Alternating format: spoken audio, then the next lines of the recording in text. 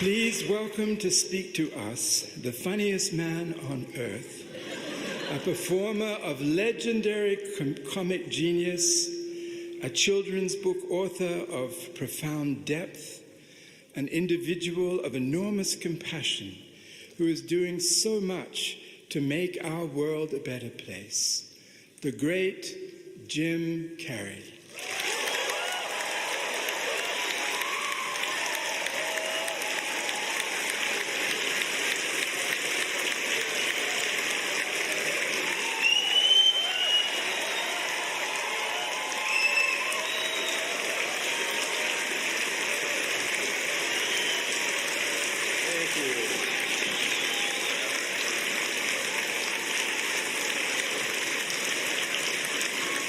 What are you sitting down for?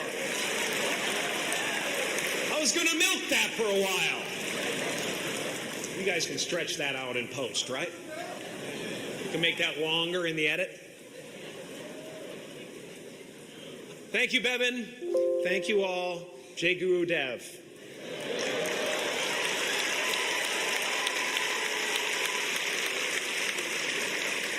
I brought one of my paintings to show you today.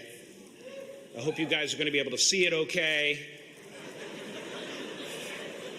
It's not one of my bigger pieces, so you might want to move down front. Get a good look at it.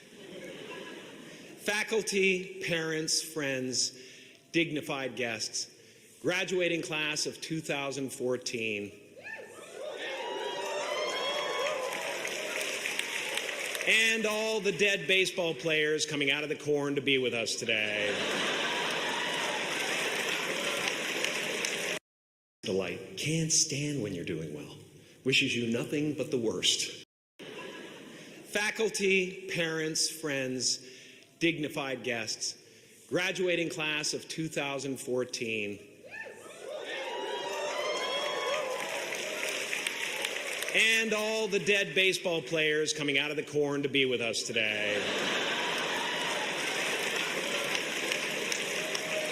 After the harvest, there's no place for them to hide. Fields are empty. There's no cover there. I'm here to plant a seed today, a seed that will inspire you to move forward in life with enthusiastic hearts and a clear sense of wholeness. The question is, will that seed have a chance to take root? Or will I be sued by Monsanto and forced to use their seed?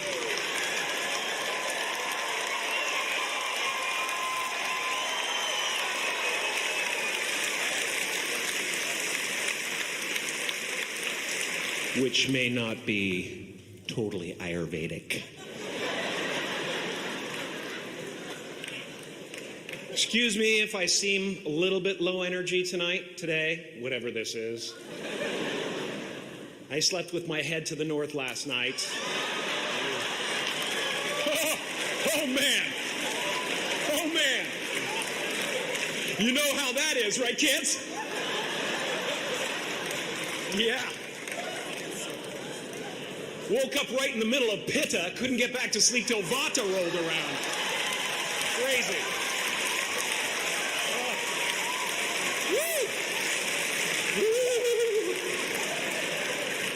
But I didn't freak out, you know. I used that time to eat a large meal. Connect with someone special on Tinder. Because life doesn't happen to you, it happens for you. How do I know this? I don't, but I'm making sound, and that's the important thing. That's what I'm here to do. Sometimes I think that's the only thing that's important, really, you know? It's just letting each other know we're here, you know? Reminding each other that we're part of a larger self. I used to think Jim Carrey is all that I was.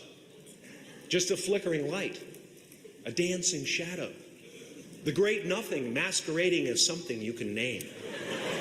Seeking shelter in caves and foxholes dug out hastily, an archer searching for his target in the mirror, wounded only by my own arrows, begging to be enslaved, pleading for my chains, blinded by longing and tripping, over paradise.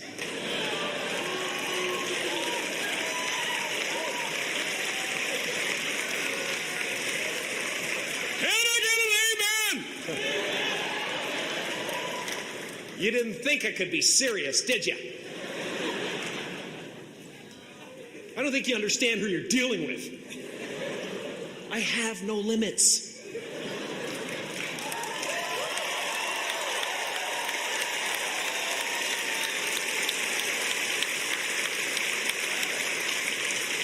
I cannot be contained because I'm the container. You can't contain the container, man. You can't contain the container. I used to believe that who I was ended at the edge of my skin, that I had been given this little vehicle called a body from which to experience creation. And though I couldn't have asked for a sportier model, it was, after all, a loaner and would have to be returned. Then I learned that everything outside the vehicle was part of me too. And now I drive a convertible.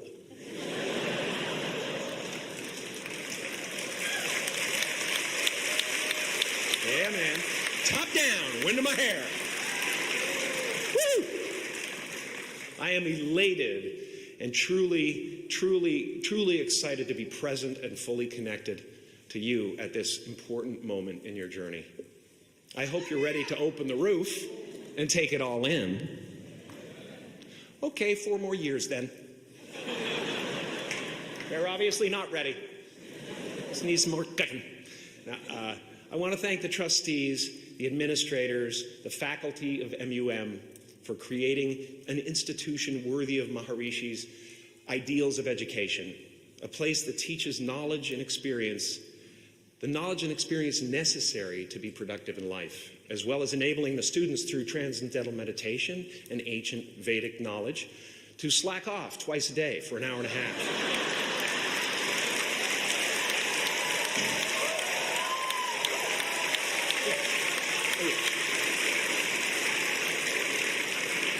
Don't think you're fooling me. But I guess it has some benefits. It does allow you to separate who you truly are and what's real from the stories that run through your head. You have given them the ability to walk behind the mind's elaborate set decoration and to see that there's a huge difference between a dog that is going to eat you in your mind and an actual dog that is going to eat you.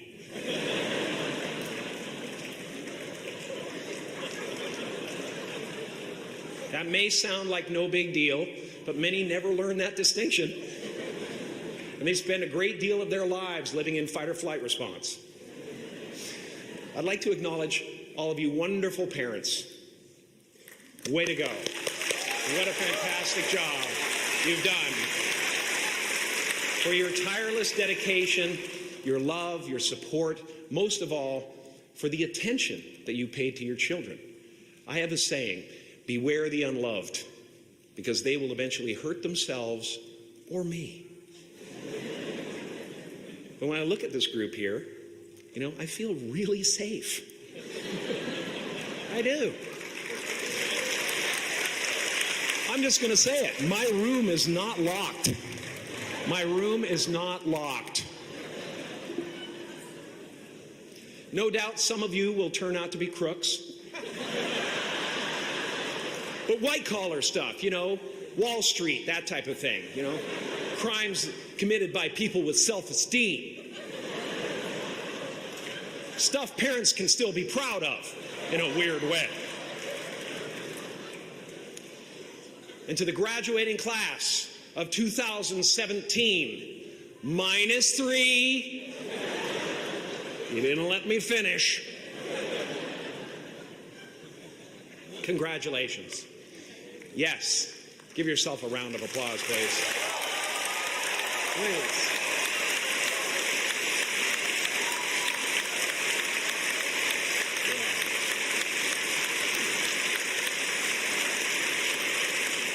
You are the vanguard of knowledge and consciousness, a new wave in a vast ocean of possibilities. On the other side of that door, there's a world starving for new ideas, new leadership. I've been out there for 30 years. She's a wildcat. Oh, she'll rub up against your leg and purr until you pick her up and start petting her. And then out of nowhere, she'll swat you in the face. It can be rough out there. But that's okay, because there's soft serve ice cream with sprinkles. I guess that's what I'm really trying to say here today. Sometimes it's okay to eat your feelings. Now, fear is going to be a player in your life, but you get to decide how much. You can spend your whole life imagining ghosts, worrying about the pathway to the future, but all there will ever be is what's happening here, and the decisions we make in this moment, which are based in either love or fear. So many of us choose our path out of fear disguised as practicality. What we really want seems impossibly out of reach and ridiculous to expect, so we never dare to ask the universe for it. I'm saying I'm the proof that you can ask the universe for it. Please.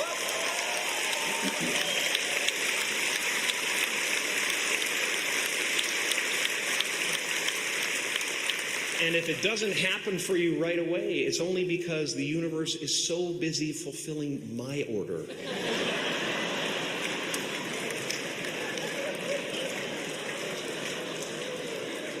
Party size! My father could have been a great comedian, but he didn't believe that that was possible for him. And so he made a conservative choice.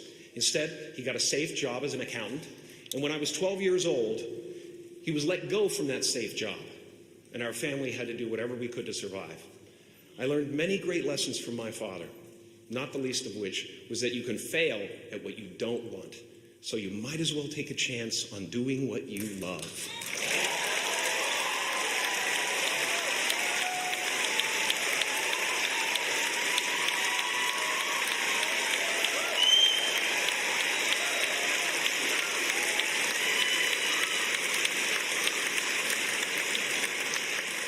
It's not the only thing he taught me, though.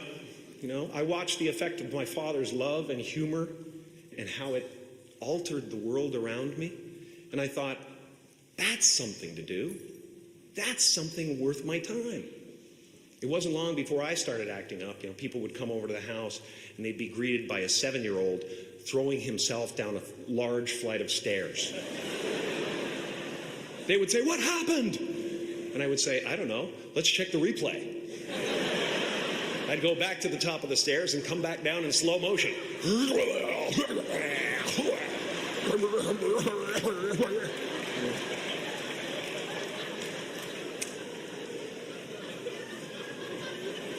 It was a very strange household. My father used to brag that I wasn't a ham, I was the whole pig. And he treated my talent as if it was his second chance. When I was about 28, after a decade as a professional comedian, I realized one night in LA that the purpose of my life had always been to free people from concern, just like my dad. And when I realized this, I dubbed my new devotion the Church of Freedom from Concern. The Church of FFC.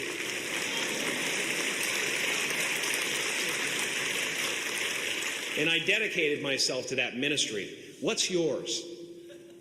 How will you serve the world? What do they need that your talent can provide? That's all you have to figure out. As someone who's done what you're about to go and do, I can tell you from experience, the effect you have on others is the most valuable currency there is.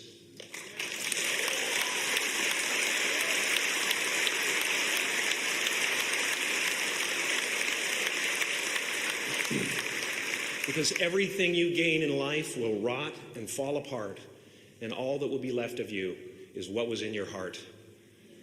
My choosing to free people, from concern got me to the top of a mountain. Look where I am. Look what I get to do. everywhere I go. I'm going to get emotional because when I tap into this, it really is extraordinary to me. I did something that made people present their best selves to me wherever I go.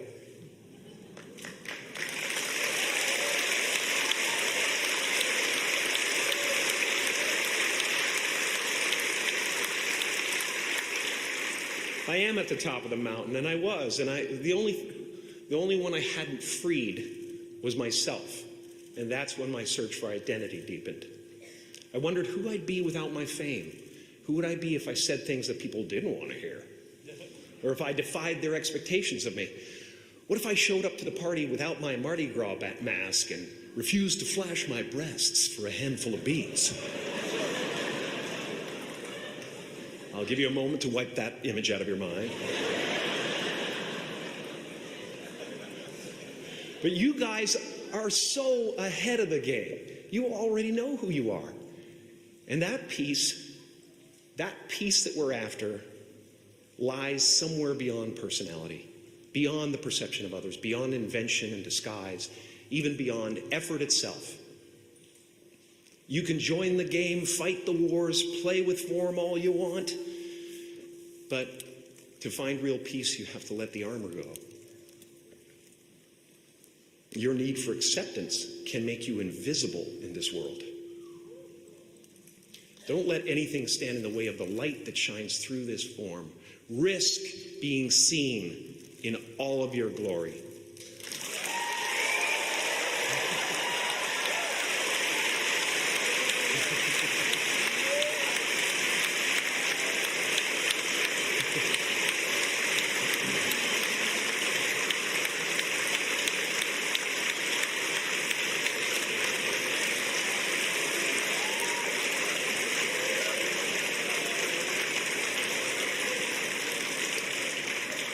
It's not big enough. This painting is big for a reason. It's called high visibility. It's about picking up the light and daring to be seen. Here's the tricky part. Everyone is attracted to the light. The party host up at the top, who thinks unconsciousness is bliss and is always offering to drink from the bottles that empty you. Misery below her.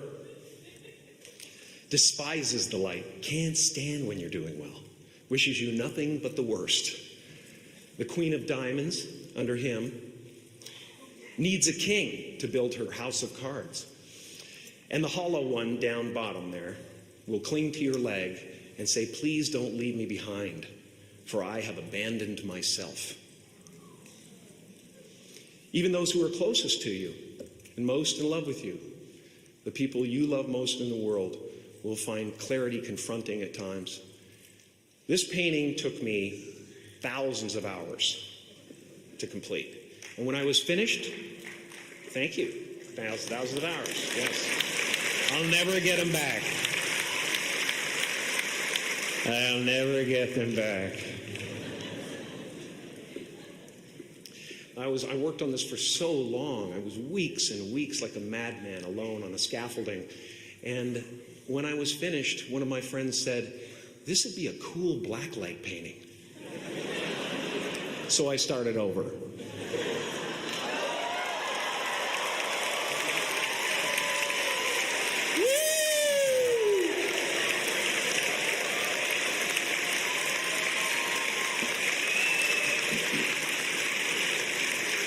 Welcome to Burning Man.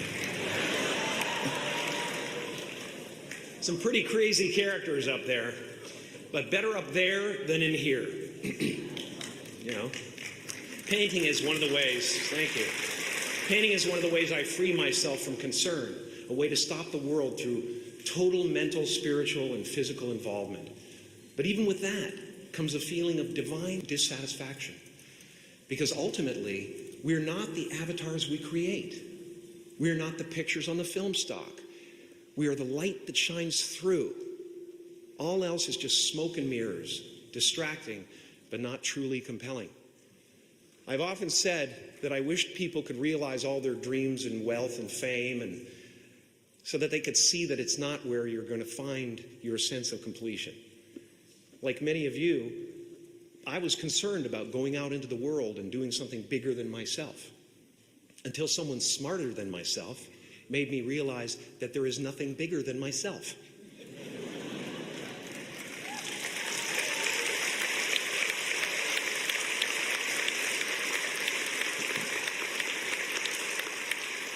My soul is not contained within the limits of my body. My body is contained within the limitlessness of my soul. One unified field.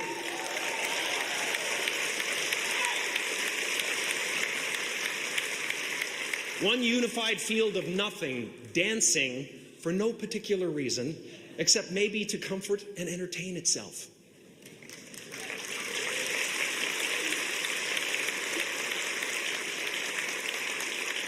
As that shift happens in you, you won't be feeling the world, you'll be felt by it. You'll be embraced by it. Now I'm always at the beginning. I have a reset button, and I ride that button constantly. Once that button is functioning in your life, there's no story that the mind could create that will be as compelling. The imagination is always manufacturing scenarios, both good and bad, and the ego tries to keep you trapped in the multiplex of the mind.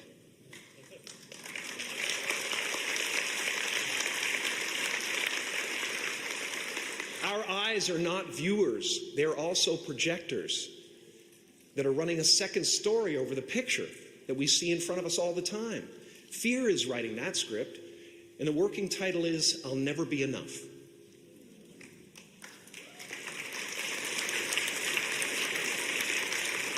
And you're going to look at a person like me and say, how could we ever hope to reach those kind of heights, Jim? How can we make a painting that's too big for our home? How do you fly so high without a special breathing apparatus? This is the voice of the ego. And if you listen to it, there will always be someone who's doing better than you.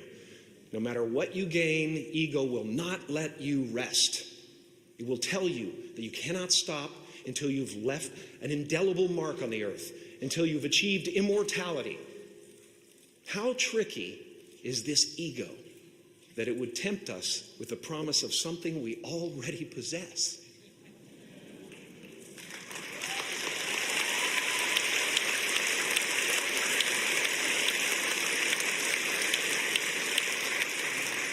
So, I just want you to relax. You know, that's my job. Relax and dream up a good life. I had a substitute teacher from Ireland in the second grade that told my class during morning prayer that when she wants something, anything at all, she prays for it and promises something in return, and she always gets what she wants. Well, I'm sitting at the back of the classroom, you know, thinking, wow, my family can't afford a bike, you know. So I went home and I prayed for one. And I promised I would recite the rosary every night in exchange. Broke that promise. But 2 weeks later, I got home from school to find a brand new Mustang bike with a banana seat and Easy Rider handlebars. Yeah. From fool to cool. My family informed me that I had won the bike in a raffle that a friend of mine had entered my name in without my knowledge whatsoever. So that type of thing has been happening to me ever since. As far as I can tell, it's just about letting the universe know what you want and working toward it while letting go of how it comes to pass.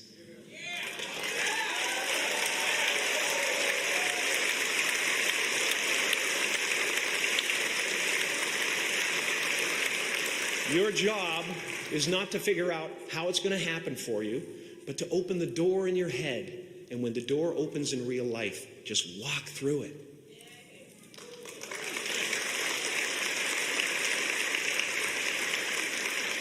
And don't worry if you miss your cue, because there's always doors opening. They keep opening. And when I say life doesn't happen to you, it happens for you, I really don't know if that's true. I'm just making a conscious choice to perceive challenges as something beneficial so that I can deal with them in the most productive way. You'll come up with your own style. That's part of the fun. Oh, and why not take a chance on faith as well?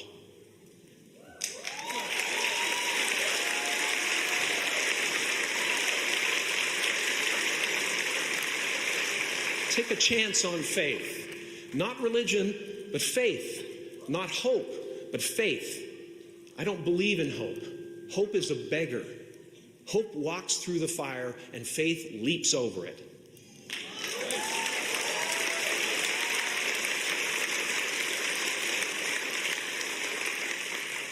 You are ready and able to do beautiful things in this world.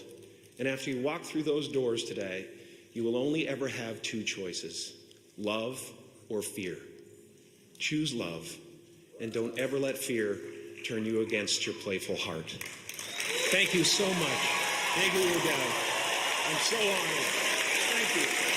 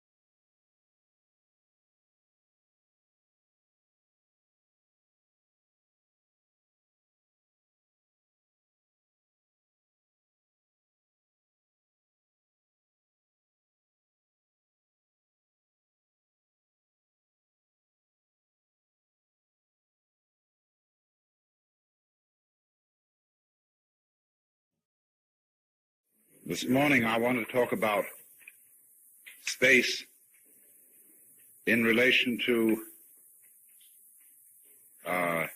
what is ordinarily called reincarnation,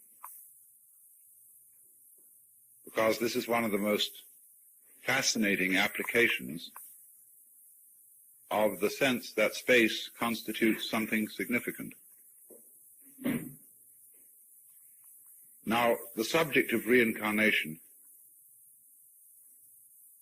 is one around which is ringed an incredible amount of hocus pocus. And yet, there is something in it. And there seems to be something in it not mainly because there is a lot of alleged evidence for it in the form of stories of children who remember their former lives and so on. I want to approach the subject much in the way that Erwin Schrödinger, the physicist, does, because he has a view of this that does not involve any hocus pocus at all. It is perfectly simple, and all the evidence for it is already before us. So it involves no claim to special inside psychic knowledge, but merely to grasping a principle that is staring us in the face. And this principle is difficult to understand, not because there's any inherent intellectual complexity to it, but simply because it requires getting across something that's just unfamiliar.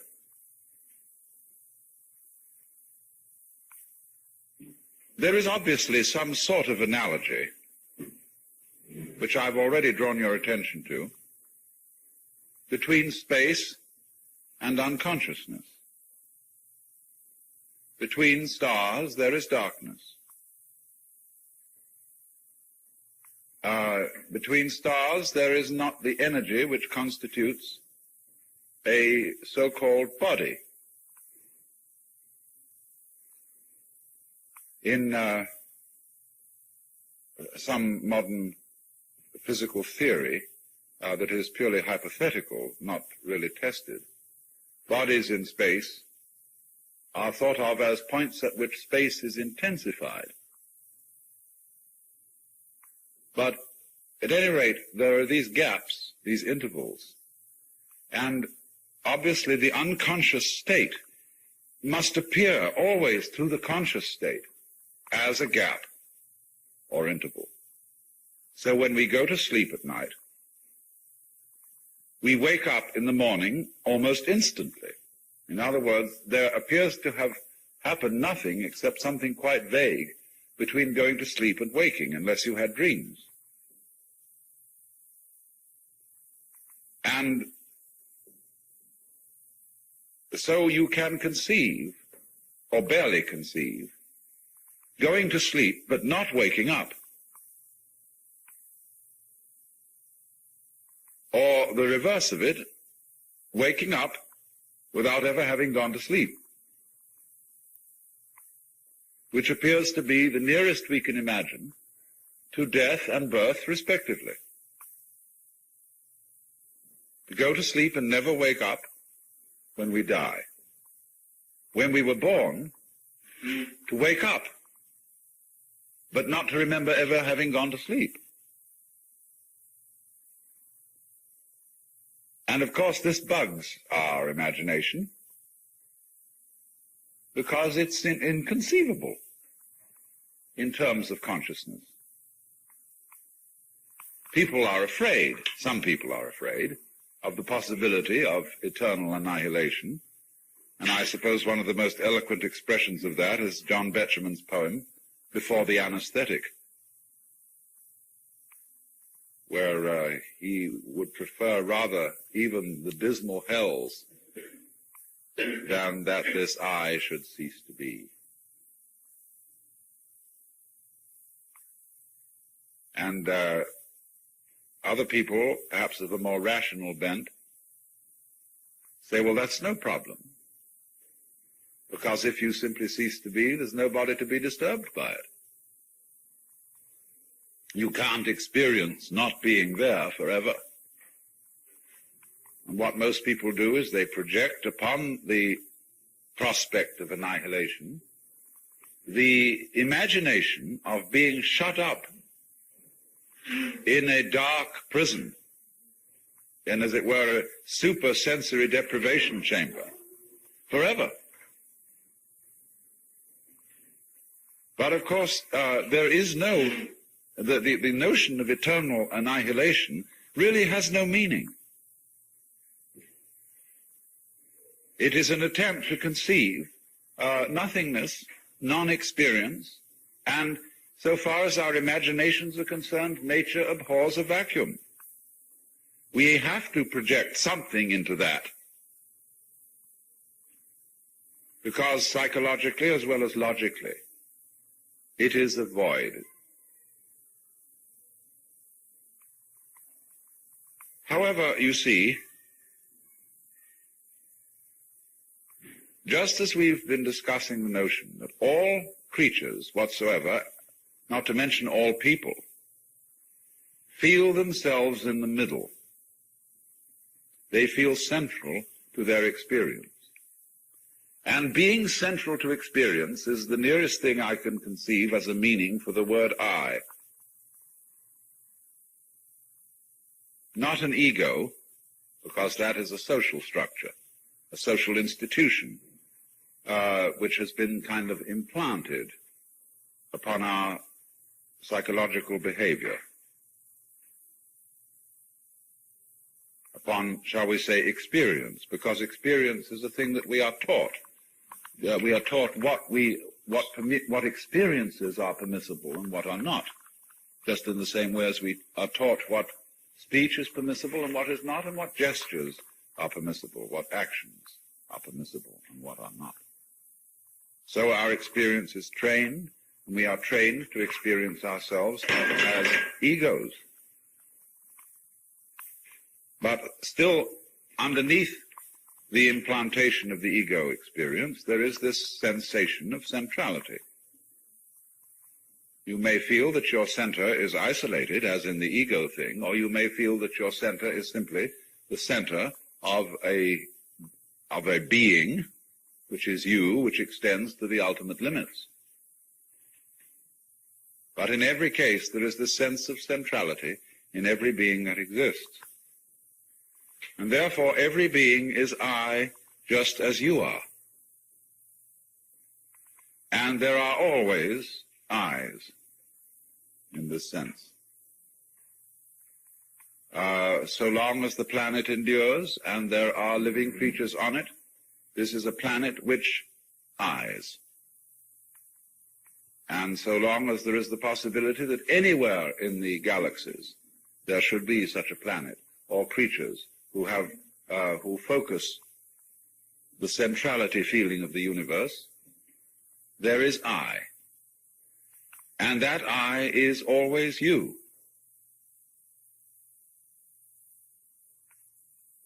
We know that when people die, other people are born after them.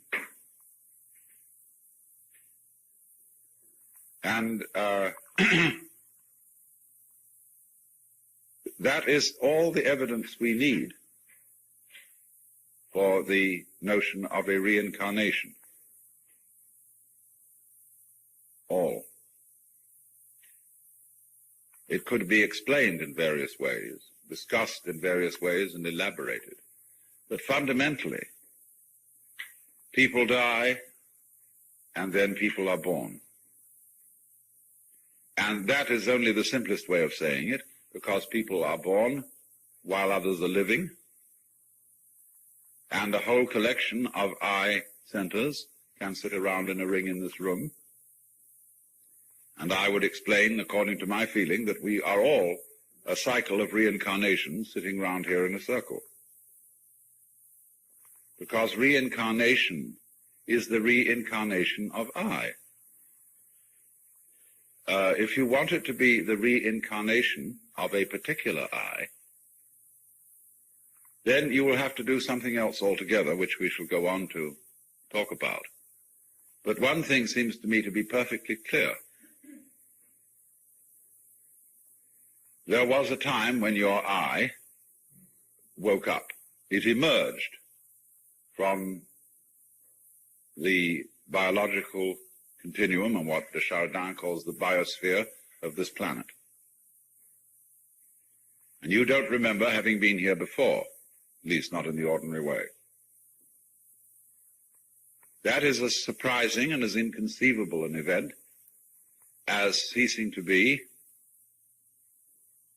and without any apparent prospect of being again.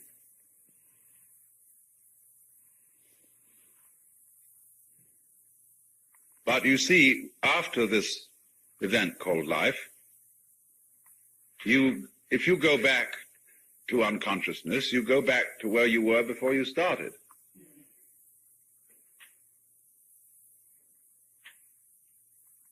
And since there can't be any experience of non-experience,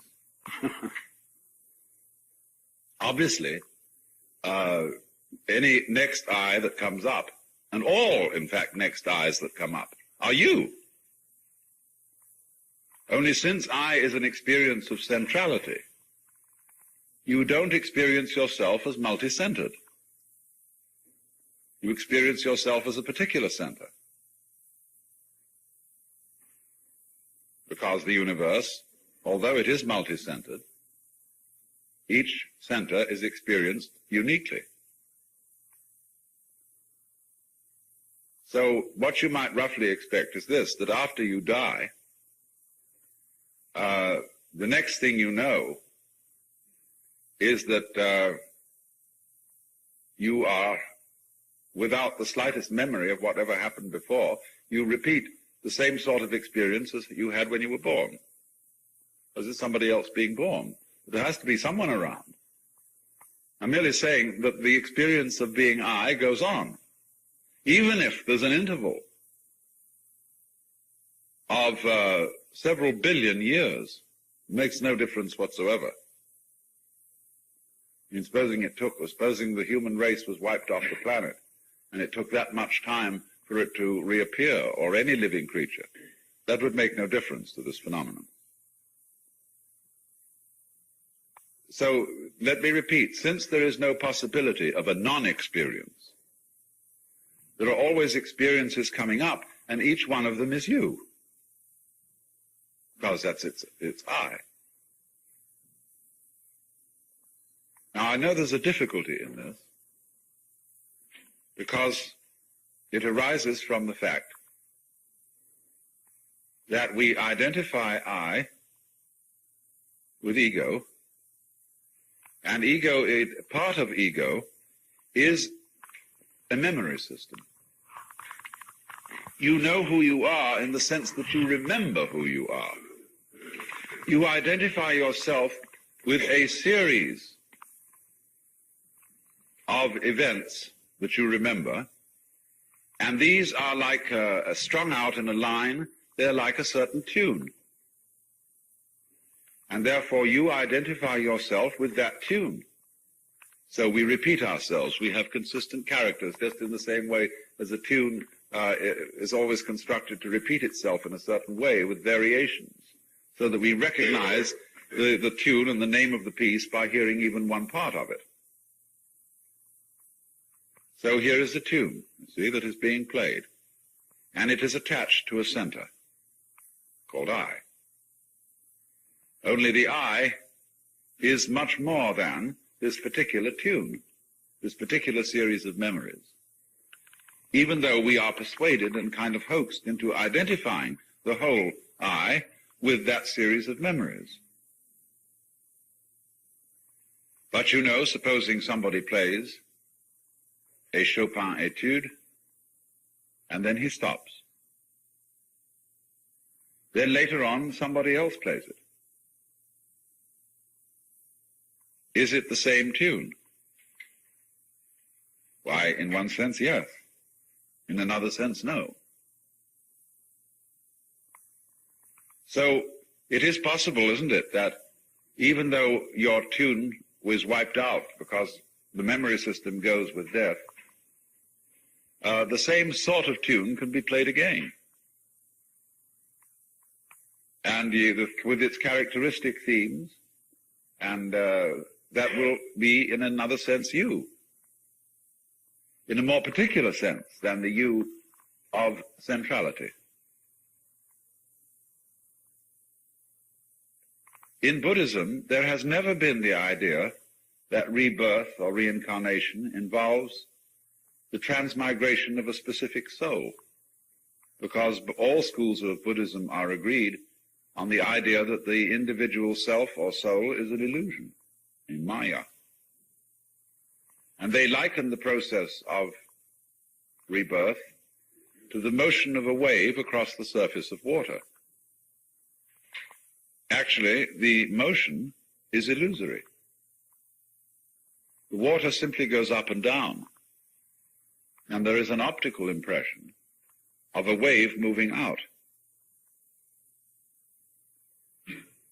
No wave moves, and yet there is the seeming of movement. So the Buddhist would say, no soul reincarnates, and yet there is the illusion of reincarnation. Buddhists think of reincarnation as an illusion, and yet believe in it. Westerners think of it as something that might be a fact and find it difficult to believe in it. Westerners adopt the idea of reincarnation as a comforting idea. Buddhists are trying to get out of being reincarnated.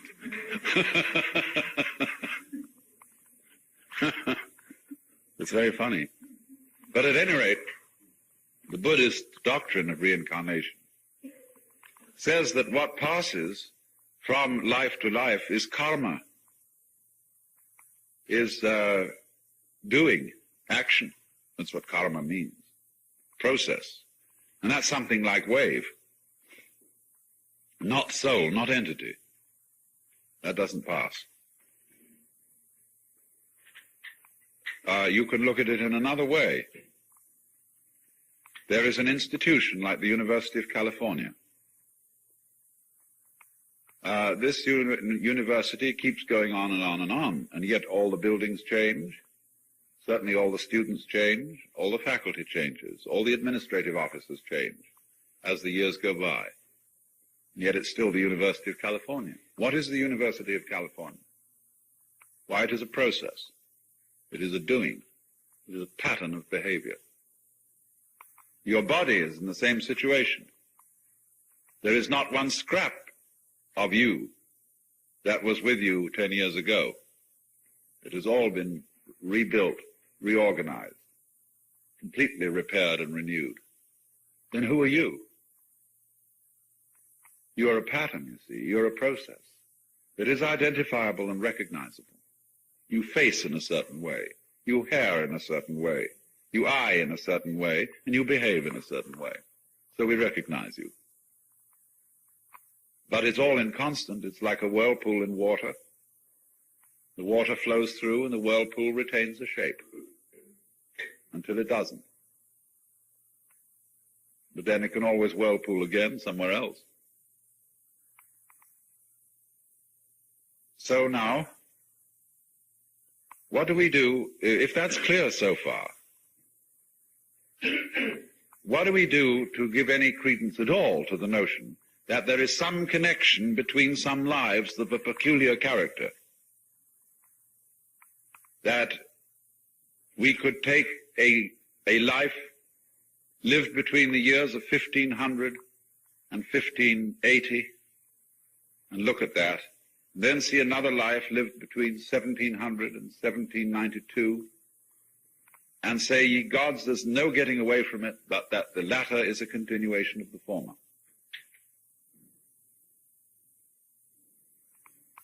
Now, how could you do that? Well, very simply. Let us consider that we are looking at an enormous number of biographies scattered over a very great period of years. But to visualize them, we've got to think of them as different colored spots. Now, as you look at this great mosaic, you see, of spots of all sorts of different colors, you will very soon begin to pick out patterns in it as you do with a Rorschach blot. And you will see continuities running across. And you will therefore have projected a particular, even personal reincarnation pattern running between these different biographies. It is highly conceivable that one of these blots may at a certain point lead you into there may be a stream of blots that you associate as being a stream, and then at a certain point they divide, and two lines proceed from them. It could very well be, you see, that an individual could reincarnate as two next time, or any number you want, amoeba fashion. But you will see these connections in your blots. Now then the question arises, is this just your idea, or are these connections real? In order to answer that one, all we have to do is to look at some sort of